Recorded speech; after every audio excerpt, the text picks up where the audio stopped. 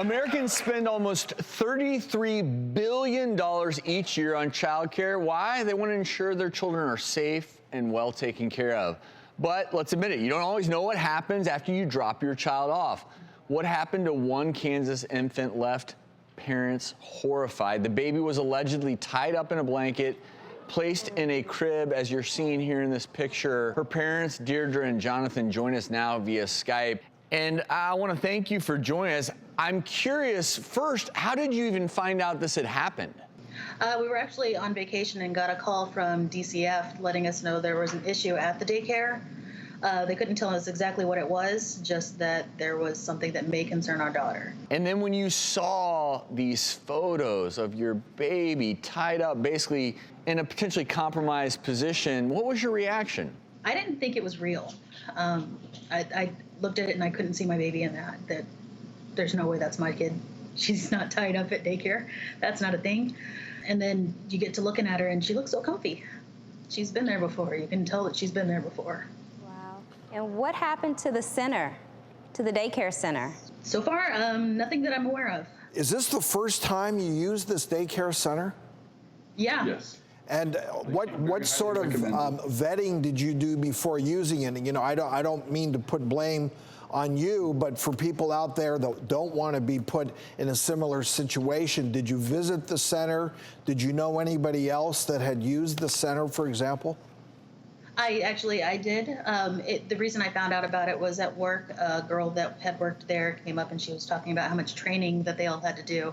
We'd gone up and visited and checked it out. We met people that worked there and it looks good. And this isn't the only situation that allegedly occurred at this facility. And as you're looking at this picture, this is another baby. And the problem is you don't need to be a doctor to realize what could happen in that situation, which is suffocation. Yes. And we've all heard of sudden infant death syndrome.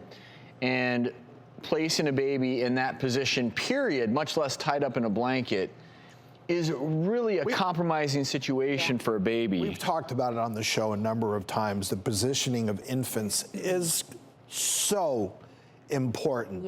Because things can happen. SIDS, suffocation, just getting uncomfortable, not getting enough air. So, number one, they're not meant to be restrained that severely, tied down, and never left on their stomach for extended periods of time. Right. And I mean, as parents, I can't even imagine what you felt when you got this news. And I know you love your children very much. You love your baby, and you never intended for this to happen. You never thought this would happen. But we often say hindsight is 20/20. So looking back, were there any red flags along the way? That's a hard one because it wasn't anything like, oh, I can tell that lady, she ties up babies.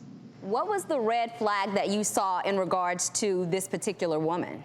I was usually the one that would drop her off in the mornings because she works really early and I was working evenings at the time. So it's just her overall demeanor. She seemed very short, not very warm and inviting whenever I would drop my daughter off. And I didn't think anything of it because there's plenty of people that I don't like that are still really good at their jobs.